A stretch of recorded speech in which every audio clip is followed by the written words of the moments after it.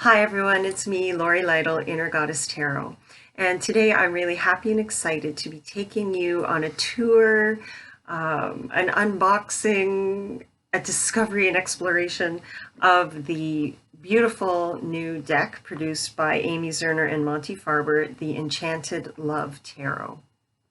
So here's a sneak peek at the beautiful sturdy box that it comes in. So I'm going to take you through what's included in this beautiful set, talk a little bit about the premise of the deck, how you work with it, why you may really want to work with it, and have a look at some of the images, have a look at the really extensive guidebook that comes with it, so you can get a sense of everything that's included in this beautiful deck, what it might do for you or for the people that you read for, and see how it speaks to you. Okay. So just to back it up a little bit, I was really lucky this year that I had the chance in April at the Reader's Studio Tarot Conference to chat with Amy and Monte about this beautiful deck. So I got a sense of all the love and wisdom and experience, their own personal love, wisdom, and experience that led to the creation of this really lovely deck.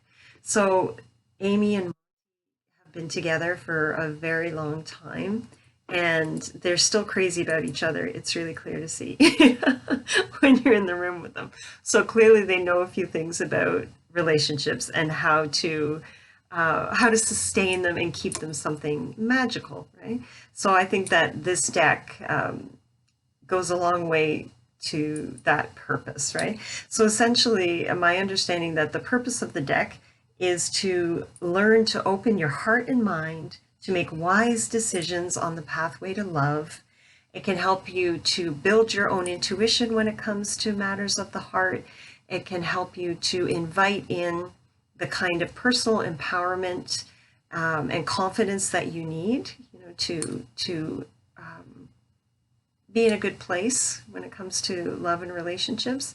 So essentially, it's not a magic pill that's going to bring your soulmate to you, right? It's the idea is that this deck and the accompanying book is giving you the tools that you need to make good decisions and to invite real love into your life, and then to get a sense of how you can continue to sustain that love as well. So as I said, diving into the deck itself, so it comes in this really lovely, very sturdy, beautiful box. Can see, so a really nice way to store your cards, of course, and look really nice on the shelf.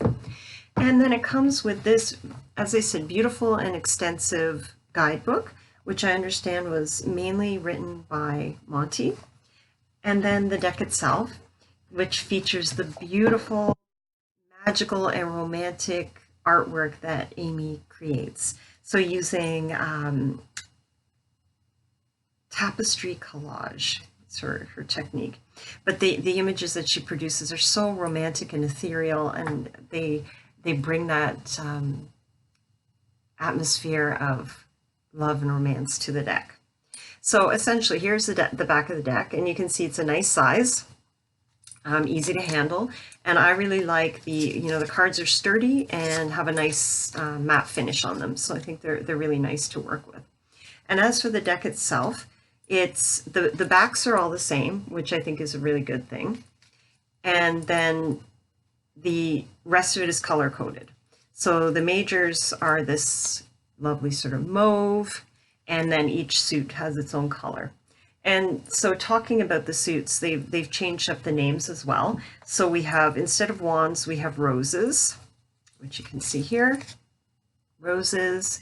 Instead of air, we have wings, which is this blue, and shells instead of cups, so this nice sort of ocean green or teal.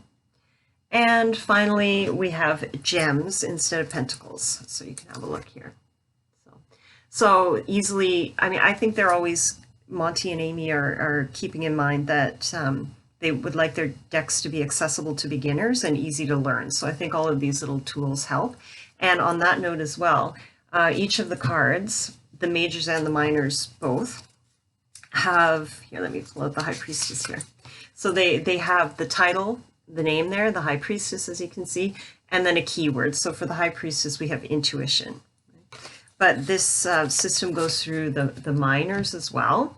So let's grab one here. So I have wands or roses, and you can see that the Ace of Roses is here, and the keyword is passion. So really accessible for people that are just learning the cards as well. Okay. So essentially, the book takes you through the process of how you can read with the cards, or how they suggest it, and it's keeping it really simple. So there were, to my understanding, two main ways to work with the cards. So first, you could ask a simple question. So they suggest something like, tell me what I need to know about. So tell me what I need to know about this relationship. Tell me what I need to know about this date tonight, right? Keeping it simple. Or give me a message about. So give me a message about love. Give me a message about this relationship, that kind of thing. Or you can keep it really simple and just ask a yes or no question.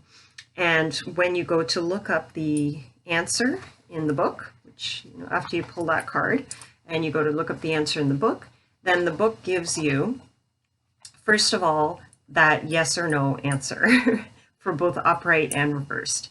And I should clarify, actually, there's yes, no, and maybe. So first of all, if you want to keep it really simple, you can just get that yes, no, maybe, and move on with your day. But then you can go more deeply into it and read the explanation that's there and get more information about what's going on. But, you know, I personally really resist yes or no questions in my readings. I don't usually find them very illuminating, but in this case, they've made it really simple. So I think if you're looking for that clear-cut answer, this system is going to give it to you, right? And sometimes you may really like that, and sometimes you may not be so happy with it. But they adjust that as well, ways to shift the question and go more deeply as well. So then, as far as we have the system to basically read the cards, and then they take it a little bit further in the book too, where they include a section of spells for true love. So I really like that, because this is sort of activating the messages that you get in the cards. So there's some really clear and simple and easy to perform spells on different topics. So one I really liked here was for self-empowerment, to be open to receive love, for attracting love, for opening your heart chakra, to end a fight, to relieve stress. So they cover all different aspects of relationships, of self-love, anything that, any matters of the heart. They give you ways to go beyond just the reading and activate it in a bit of a ritual way. So let's look really quickly at a couple of the actual cards, because I just love Amy's artwork, and these cards are beautiful. So, you know, for asking questions about love, I think the cards should be kind of soft and romantic and beautiful and inspiring, right? And these cards certainly are. So with the majors, let's see. So I think let's have a look. Here's the Lovers. So this is a really lovely rendition here, and it says attraction. That is the keyword. And I thought it was really interesting, because when it comes to love readings, people are usually, that's the card they want to see, right? The Lovers, that's the one that everybody thinks of, that's the big prize, right? But when you look it up in the book, the answer for the upright card is maybe, choose wisely. And reversed is maybe, choose wisely. So we have a lot of potential here, but it's not a given with the Lovers card. So I like that they bring in that meaning of choice here, rather than just an arbitrary, yes, you found your soulmate. So it's pretty interesting. And let's see, another one that I thought was really beautiful. Let's see. Okay, as far as the majors, let's see. Oh, yes. I thought Temperance was really lovely. So here, Temperance, and the keyword is patience. So have a look here. It's really lovely, because I personally always really like it when Temperance comes up in a relationship reading, because I think there's an opportunity there for balance, for blending of two people together in a really smooth and natural way, like their lives coming together in that beautiful natural way. So when, if you pull the Temperance card, as we see here, then the upright meaning is yes, if you're patient. And so it's advising, relax, be patient, things are good, let things happen in their own time. Don't force anything, don't rush it, right? So to get an idea of when the timing is right. So I thought that was a really lovely and gentle meaning of the card, and a beautiful image as well. Okay. So I'll give you a fast look also at the suits so you can get a sense of what's going on. So with the minors, as I say, they've changed the suit names. And also we have, as far as the court cards, we have Princess, Prince, Queen, and King as the court cards there. So let's have a look at roses. So roses are wands. So again, the beautiful, beautiful imagery that Amy has created here. Here's the Queen of Roses, and she's called the leader, right? And we have the King of Roses, the motivator, right? So if you have a look in the book, when those court cards come up, so let's say here, we have the Queen of Roses, the leader. Here she is. Right? So when you get that card upright, that's a yes. And she says, or the book says, that the Queen of Roses is skilled at attracting people to her, managing intrigue. She's popular and fiercely independent. And so they're saying here often that card could, of course, could represent you, or how it would benefit you to behave in a particular situation, or it may be the person that is coming into your life, right? Or the person that you're asking about. And I like the upright advice here is feel inspired and you will inspire trust. Push yourself to be positive and self-assured. Behave like royalty. Heat up your romantic life by being more outgoing. So this is all really kind of useful advice that can be directed right at yourself, or you may see that in the person that you are asking about as well. Okay, so that's roses, which is wands. And then wings are air. So again, we have these really beautiful court cards. Here's the Queen of Wings, so the Queen of Swords in a more traditional deck.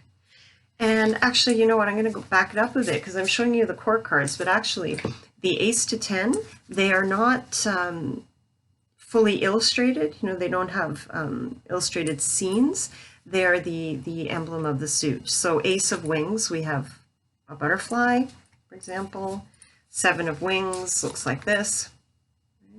And going back to the roses, you can imagine where I'm going with this.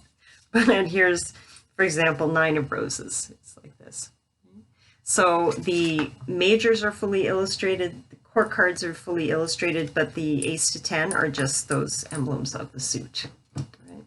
Okay, where did I leave off? So shells, the suit of shells, or cups. So bringing in the emotion, the highs and lows of the heart. And gives you a sense of what these ones looks like. So here's a 5 of shells, 9 of shells, right? And then again, the beautiful court cards. So I particularly like the Princess of Shells here. You can have a look. So let's see what the Princess of Shells might say to us if she shows up in our reading. Okay. So upright, she's a maybe. And it says here that you will encounter or find yourself acting like a young, sensitive, empathic woman whose heart rules her head. Being an incurable romantic in love and always seeking a romantic partner, a romantic encounter will benefit you now. So, and listening to your psychic intuition as well. And your intuitive intuition is there to help you with relationship problems, and you may be pleasantly surprised at the situation. So that you can see there's a full image of the card and then a nice write-up for the upright and the reversed. Okay, so what I will leave you with is my impression of this deck is that it is very romantic and beautiful, and it fulfills a need in the tarot world, because you know, as a tarot reader, I haven't sat down and calculated the percentage, but the number of people that are coming to me with romantic questions, you know, people that are either looking to draw love into their life or are trying to work out a relationship that has some problems or what to do about it, how to improve it, or should they walk away.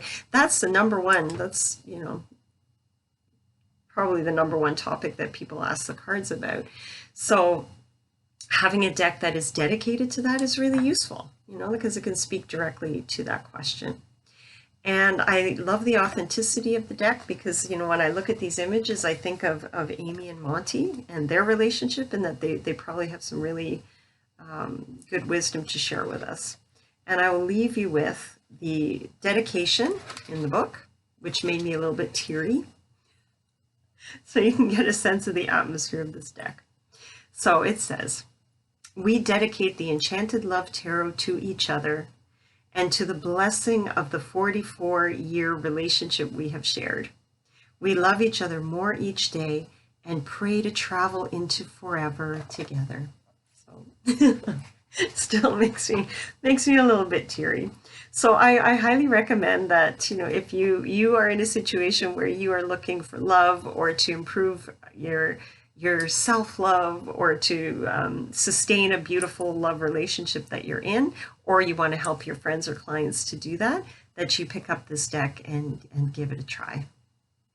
So thanks for watching, and stay tuned for more unboxing deck tours coming soon. Thanks. Oh, and before I go, I just want to say thank you so much to Amy and Monte for sharing this beautiful deck with me, and I hope I get the chance to see you again soon. Thanks. Bye.